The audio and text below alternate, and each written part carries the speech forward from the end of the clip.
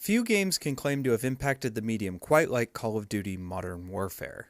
The release of Infinity Ward's 2007 shooter left an indelible mark on the ways that developers approach game design, approach settings and themes, and approach the ways in which games reconcile fiction with real, political, and social events happening in the world today. It was a landmark title that brought controversy and respect. More than anything, however, it brought a tidal wave of derivative military shooters, of flavorless kill streaks and conflicts. It created a number of years in the 7th generation of consoles that was defined by higher and higher kill counts, by questionably named Middle Eastern approximations, and by upping the ante in terms of set pieces designed to shock its players, and maybe even more importantly, their parents. Between 2007 and 2012, how many virtual Russians and people of color did I gun down from my living room? As many of you in the games analysis space know, many people started to recognize just how thoughtless the video game slaughter had become. None more so than the developers at Jaeger, who decided to take a chance on creating a subversive military shooter named Spec Ops: The Line. Spec Ops: The Line intended to challenge the ways in which we think about video game violence, the ways we think about gamified conflict. It looked to be an ideological Trojan horse, disguising itself as just another modern military shooter, only to ask you, famously, do you feel like a hero yet? Spec Ops: The Line was a AA game created as a message to those who uncritically look at AAA games and their relationship with violence. But I'm not here to talk about how effective it was as a takedown of violence in video games. In fact, why am I talking about these games at all? What does this have to do with sex? It's because whether or not you believe Spec Ops: The Line adequately addressed the complications and problems with video games' relationship to violence, they tried. The developers at Jaeger recognized a fundamental moral dilemma in the culture of video games at large, and they set out to say something about it. Where is, then, our equivalent response to video games' relationship with sex? Where is, and trust me, I understand how goofy this sounds, the Spec Ops: The Line of sex? Games over the years have been posturing themselves to be taken more seriously, to be understood as art, to be a more intellectually stimulating medium of expression, rather than a toy. If we acknowledge that path requires a more critical examination of the way games deal with certain human conditions, then sex should be near the top of that list. It is a fundamental element to the human experience. It has occupied stories since stories have occupied minds. It is absolutely time that video games follow suit and find their way to create stories with sex that are responsible, mature, and ethical.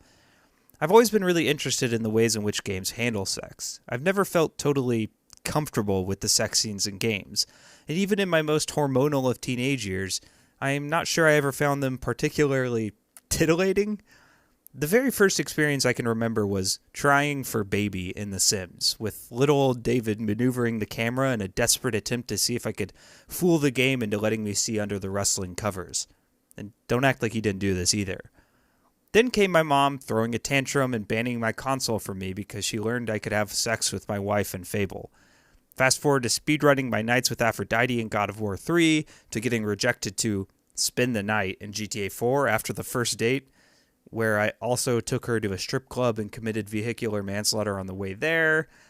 Maybe it was getting 48 different viruses trying to learn how to get the hot coffee mod to work on GTA San Andreas, or awkwardly trying to explain to my parents that me banging a blue tentacle woman in Mass Effect was an integral part of a massive space opera, not just their kid getting into some weird interests. I have played a lot of games in my life, and time again I have seen developers take different approaches to including sex in their narratives and their ludic expression. I still don't really feel like we've quite, for lack of a better word, nailed it yet.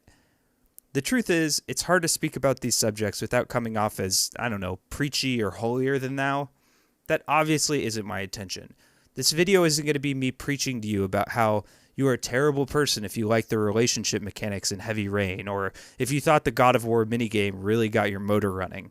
I want to look at and analyze a wide survey of sex in AAA games, how it has evolved over time, how it hasn't, and how it can be used for narrative and mechanical good in the future. Because here's the thing, I am not at all posturing for less sex in video games. Actually, I'm posturing for more. I want intimacy to be in my games. Okay, maybe not in something like Apex Legends probably, but yeah, I want to be able to go through the motions of relationships and intimacy. There's nothing wrong with wanting to live out certain sexual fantasies in a game. The problem is when we start assuming some fantasies and excluding others. In this way, I think the topic of sex in particular has fallen behind the other maturations we've seen in the video game industry over the last decade. You will notice throughout this video that I am mainly talking about big-time GameStop-level AAA games here. Trust me, I understand that progress has been made in this regard, especially in regards to independently funded, artistic small-scale games that are designed to approach sex in positive and meaningful ways. But just like the analogy at the start, when we are talking about these ubiquitous conflicts in video games maturation, like their relationships to violence, we are often referring to the games that represent the medium to a wider culture. These games are important, especially when we are talking about the rubric to improving sex in games. Look, sex and sexual representation in games is problematic. I don't really believe this to be up for debate. The problems exist across multiple genders too, and while it's most commonly problematic in regards to the women's role, there are certainly problems existing independent of that. Oftentimes it is games using sex as a reward or as a systemic objective reached through acceptable right answers. Other times, sex is some gross minigame, designed to be titillating or ironic. I'm not sure which most of the time. Sometimes sex is the gentle flicking of the thumbstick, the amorous slow depression of the right trigger, or the impassioned animalistic finger jamming of the circle button toward climax. In the past, it was obviously more egregious, from armor that wears like a bikini to just absolutely shameless depictions of women.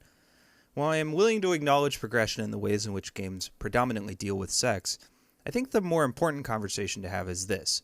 Is the exploitative and problematic approaches to sex and intimacy a problem of the games industry's writers and narrative designers, or is it a problem of the medium itself? I think it's both. I'll let you decide which one shares the lion's share of the blame. Let's start with the latter, because I think that it acts as the foundational bedrock of this whole conversation. Games are fundamentally spatial. They are not emotionally driven. They are kinesthetically driven. In a lot of ways, this is why most games are violent. It is much easier to systemize punching in a three-dimensional space than it is to systemize conversation, relationships, or intimacy. This is not to say that games cannot systemize relationships, but it is to say that they are fighting an uphill battle. It might be Clementine will remember that, or a less discursive repercussion, but if we are dealing with systems, with numbers and modifiers and if-then statements and when states, then ultimately we will have to find a way to synchronize player expression with the inherent necessities of a systemized medium. And that is extremely difficult. I understand that. However, this hasn't stopped developers from trying. This idea of gamifying relationships and sex is, in and of itself, a bit exploitative to begin with. When we talk about games, what we are really speaking about is a set of rules and boundaries that condition actions toward a win state. The sheer implications of a win state in regards to one's relationship with another, especially intimate relationship, is an implication of competition as opposed to an organic companionship. I understand that this gets a little abstract, but to condense relationships to systems is to implicitly attribute a sort of sociopathic lens to each of the player characters' relationships. Imagine if you lived your life in the same way that Commander Shepard lives his or her life. Imagine thinking before every phrase you speak in your life, what can I say that will give me the most positive relationship points? That's how I go about a lot of relationship-driven games. BioWare, now that we mention it, is probably the foundational bedrock to this conversation in a lot of ways. They've sort of defined what it means to merge relationships and narrative and gameplay for the last 15 years. My opinion of their relationship to relationships varies with every game I play, it seems. I oscillate somewhere between, hey, this is a really convincing approach to development between two people, and, oh boy, this is creepy. Take Ashley, for example, in Mass Effect. It is made pretty clear early on that the game is posturing you toward having a relationship with either her or Kaiden. What happens is a sort of systemic streamlining towards sex. Ashley herself is represented as a closer to the renegade side of the dialogue wheel, insisting that the mission comes first above emotions. Even her, however, can be whittled away with enough Paragon dialogue options, sweet-talking her into falling for your shepherd. The charitable reading of this is that she has a soft center and empathetic side that just needed accessing by someone willing to continue trying. The less charitable reading, and I think the reading that is confirmed by BioWare's many romances after Ashley, is that she is designed to fall for you. that she, like many systems, is designed for player empowerment. In my experience, romancing Caden, Liara, or Ashley, you truly have to go out of your way to get them to not like you. The problem here, again, is not that the characters want to pork you, or even that you want to return the porking. The problem is the lack of mechanical, narrative, or systemic depth involved in their characterization. Compare this to, say, any other system in the game: combat, skills, stats, and gear, etc. All of these received an abundance of checks and balances, of different approaches and forms of player expression, of fail states and challenges and necessary adjustments to strategy. However, the game is clearly streamlining you toward the bedroom, which contributes less to the idea that these characters are emergent approximations of real people, and instead linearly designed characters that the developers want you to believe are malleable through your choices. If any other system in a game were this bare bones and linear, this devoid of player expression and mechanical depth, we would call it milquetoast and uninspired. We can begin to see why, then, it is a little bit of both when we speak about who is to blame in regards to this problem. Sure, the developers could write scripts of two characters who have a convincing, great relationship that plays out on screen. Take Nathan and Elena, for example. But that's ignoring the interactivity of the medium, which, if you've watched my videos, you would know I see that as almost always a universally missed opportunity. You see, so many games have tried to contextualize relationships as both narrative and systemic and malleable by the player. You have The Sims giving you a literal bar to fill up with different kind acts, leading to a marriage within a day and a half. You have Fable or Dragon Age, which has you spamming gifts to characters to gain relationship points. Give enough and boom, sex. You have marriage in games giving you experience point boosts, giving you damage increases. You have QuickTime events, you have cutscenes. Sometimes the writers and narrative designers just want to have two hot people get it on in their game. Nothing wrong with that. But what works of these options and what doesn't? How do we improve? Okay then, let's start. You add player expression in systems. You add a relationship meter and a branching relationship path based on dialogue choices. Maybe you add a gameplay synchronicity where if you romance a certain character, you get certain stat boosts. Still then, even if you ignore the frankly disconcerting implications that relationships consist of a collection of numbers and binary choices that offer you benefits in combat, we are still confronted with the fact that the developers themselves determine the parameters of those systems anyway. But that's video games, right? So yes, the medium makes relationships more difficult, but not impossible. So let's understand that writers and developers play a role here too. So what do games do? What do writers do? How do we at least start the process of reconciling sex and relationships in our games like we started to do with Spec Ops? I am just an armchair straight guy who writes YouTube videos, so I'm not necessarily qualified to say how. I did, however, enlist the help of a number of people in the industry to try and understand the ongoing conversation a bit better. I spoke with Michelle Clough, who is chair of the International Game Developers Association Romance and Sexuality Special Interest Group. Whew. She's worked in the games industry for a while now and is specifically concerned with the ways in which games include sexual relationships.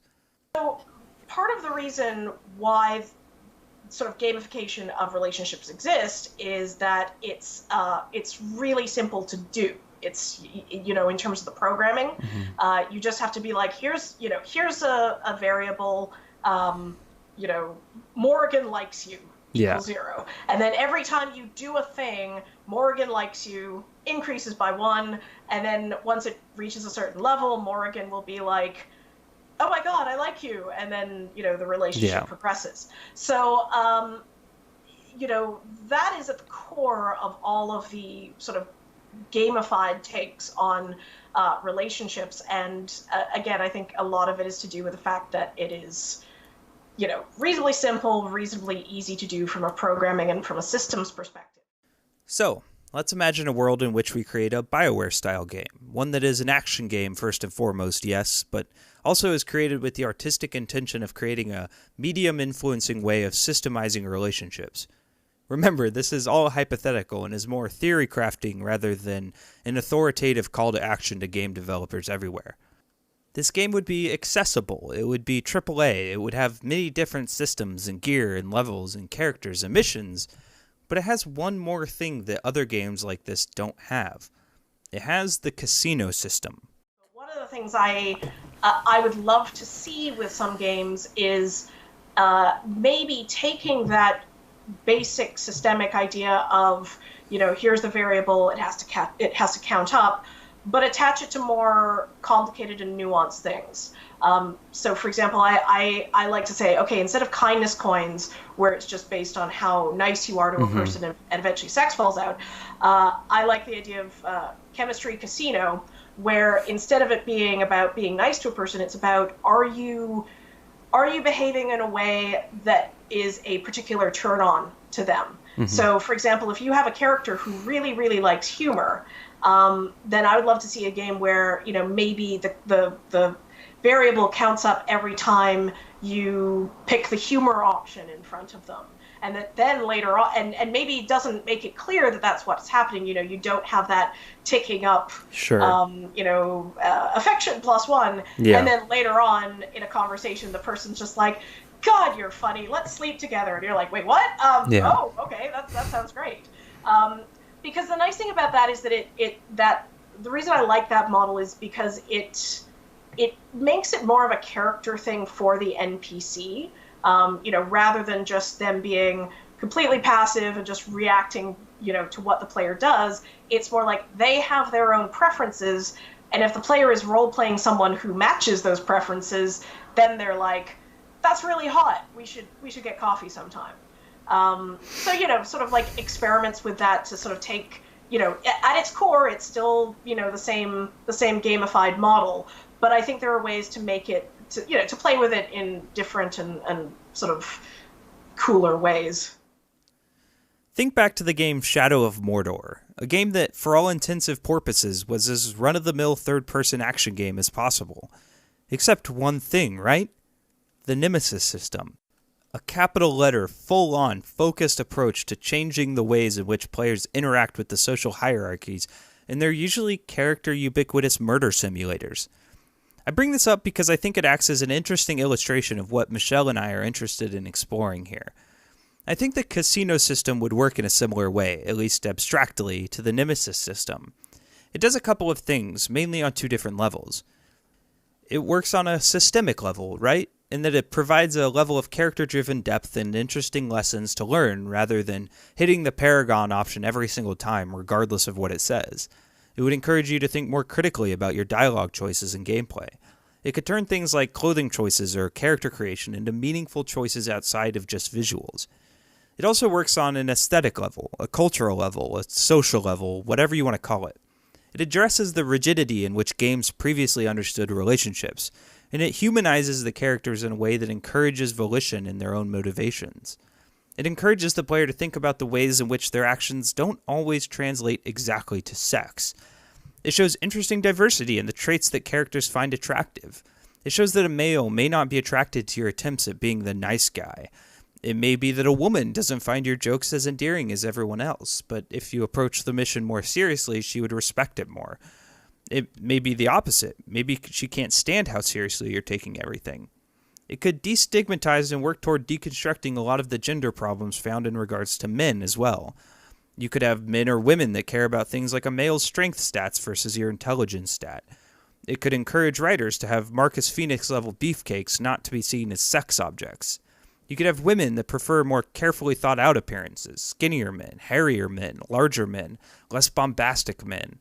It would allow for a greater verisimilitude of personality, of accessibility, of player representation and healthy empowerment. Above all, it encourages the idea that human sexuality is not at all a phenomenon of defined boxes. It is a complex, undefinable menagerie of different interests and appreciations, of turn-ons and turn-offs, that crucially you don't have the answer to. We all know this to be the case. Have you ever seen a cute guy who you later find out drives a lifted truck? That might ruin the image of that guy forever, and maybe it makes you all the more thirsty. Maybe you see a woman who lights up a cigarette during your date. I certainly know people who'd consider that an instant non-starter. I've also heard friends that it makes a woman sexier. None of these are necessarily right or wrong, or even logical, but they're nevertheless the ever-important distinguishing factors of our sexuality and attraction. Wouldn't it be kind of cool to see that systemized?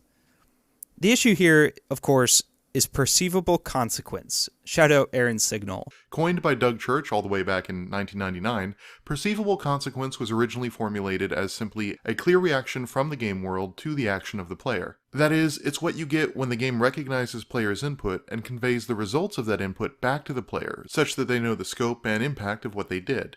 You press the A button in Sonic, so Sonic jumps, and you can see how high and how fast and at what angle. In this hypothetical casino system, you can't see each other's interests written out, lest it devalues the whole point of the system, right? So what you're left with is ostensibly a guessing game of what trait or action led a character to wanting or not wanting to go to Pound Town with you. In most video game systems, we see this as frustrating or poor game design. Systems are intended to be solved to a degree, at least in the sense that the enjoyment comes from understanding how a system works and then performing accordingly. The casino system runs the risk of being exploited in that sense, and just becoming another arbitrary contrived system that can be data mined into getting what the player wants. It's possible this is just the inevitable step of what I mentioned before, that the problem has as much to do with the medium's limits as it does some nefarious sexism embedded in the industry. I can say, even from my own subjective experience, that players hate not knowing how something works in a game, down to the percentages. It could be seen as frustrating or misleading. But games do this all the time. Movies do it. Books have done it for centuries. Art isn't always required to cater to your every desire. Sometimes the message is in the discomfort, in the confusion, in the unpredictability.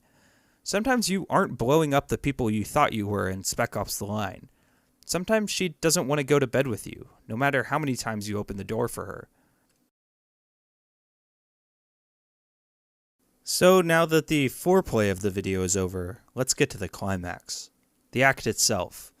Look, a lot of way smarter people than I have talked for years about sexuality in games, about everything we just spoke over.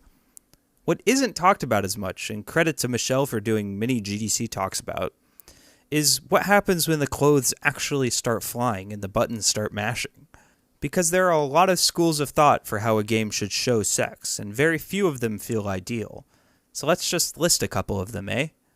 There's the fade to black, sometimes with an accompaniment of moaning. There's the implication, the rocking car, the rustling blankets. There's the cinematic twisting and tumbling, the breathless kissing where the character model's lips don't actually end up touching and it's awkward. There's the Witcher's sex cards, the reaction-based QuickTime event, or just the full-on sex scene like you might see at the end of Far Cry 3.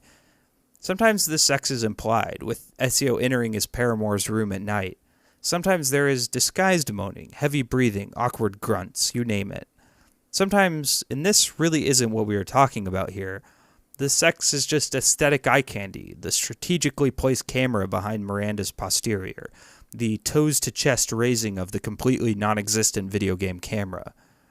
There's plenty to be said about the presentation of these scenes. How some are particularly subtle and tasteful, where others, like Far Cry 3 and God of War 3, would make Laura Mulvey cringe into the size of a suitcase. The reality is, there is no real consensus on how developers should handle two characters having sex on screen, especially if the developers insist on the interactivity playing through it. I could sit here and list off every different approach to every single sex scene in video games, but the truth is, I'm not sure I've ever had one do anything other than make me shift uncomfortably in my seat. Sex just might be the one thing in games where I have to sort of reconsider my always interactive approach to games. I'm just not sure there's a proper, comfortable, or even arousing way to map the motions of the oceans to a standard controller. I think I'm always going to want the intimacy of Nathan and Elena, the sexual energy that is confidently but tastefully put into Ezio Auditore de Firenze or Geralt of Rivia.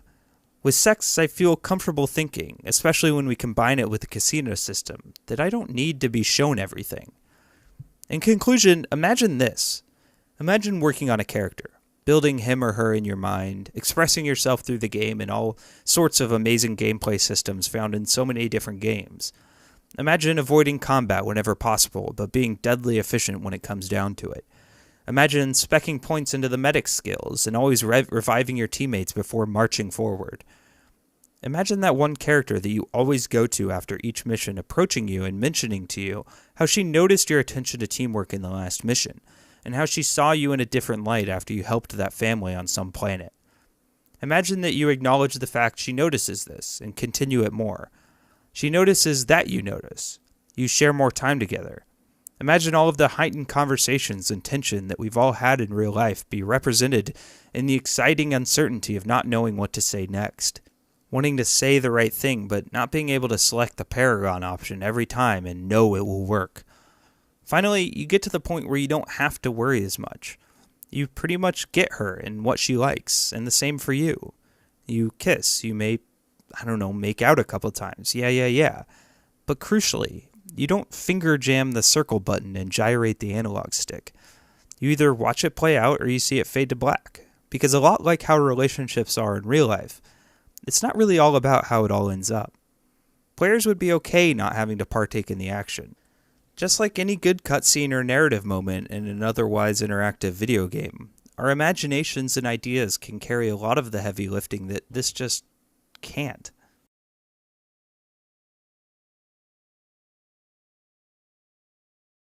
What's up, guys? Thank you so much for watching my video that I never thought I would make or never thought I could make. Definitely a different one for the channel, but it's always been something I've really been interested in exploring, and I guess I finally got the opportunity to. So definitely different. Let me know what you think in the comments about all of this. I hope I didn't come off as too preachy. My objective was to sort of have it be like more of a survey of all of the different games that have sex in them, and then talk about what they do wrong and then how we can improve. I never meant to be like, I know everything, here's how we're going to make it better. So yeah, it's been a really exciting time making this video. I'm glad to be done. I got so much help, and this is very important. I got so much help from a fellow YouTuber named Zach Frazier. So Zach is a good friend of mine. He interviewed me on his channel like a year ago now. He helps all of the people in the video game analysis space. I'm sure a lot of you know about him. He's sort of like this amazing guy who kind of ties this all together. He did something called the micro essay mixtape, which actually had like, I don't remember how many people, it was a bunch of people in like the video game essayists, writers, whatever group write a little snippet of a video of a small subject that they're running, and it's all in the same video. So it's a really, really neat channel. He's a really cool guy. He helped me edit. He helped me think about it. We stayed up in Discord talking about all the different ways we can approach this. I was going to get him more involved, but the holidays are super busy, so I'll be working with him a bunch in the future. Other than that, I'm working on my next video already. I'm pretty far into the script. It's a single game analysis that I think you guys probably can figure out. It's the conclusion to something I've been working on. I'm really, really excited to get that video out. And then after that one, I'm kind of in a weird spot. Normally I know what I'm going to work on and know what videos I want to cover, but really, I don't know where to go after this next one. So we'll have to find another game I feel good about covering. And I'm really excited for 2020 and the channel. I've been streaming a lot over on Twitch. I really wish you could come by and say hello. My background, if you're from Twitch, or really you've seen anything, things have been very, very crazy in my life recently, and we're actually hosting Christmas. I'm like a 25-year-old, and I'm hosting Christmas in our little house. So things are crazy. Things are very, very packed, and let's just hope we can all make it through it all right. So me and Sam, we love you guys very much. Thank you so much for giving me the time of day and giving a crap about what I have to say about things like sex and video games. It's just insane to me. So yeah, thank you so much. Follow me on Twitter. It's in the description below. I'll see you in the Twitch channel. I love you all. Goodbye.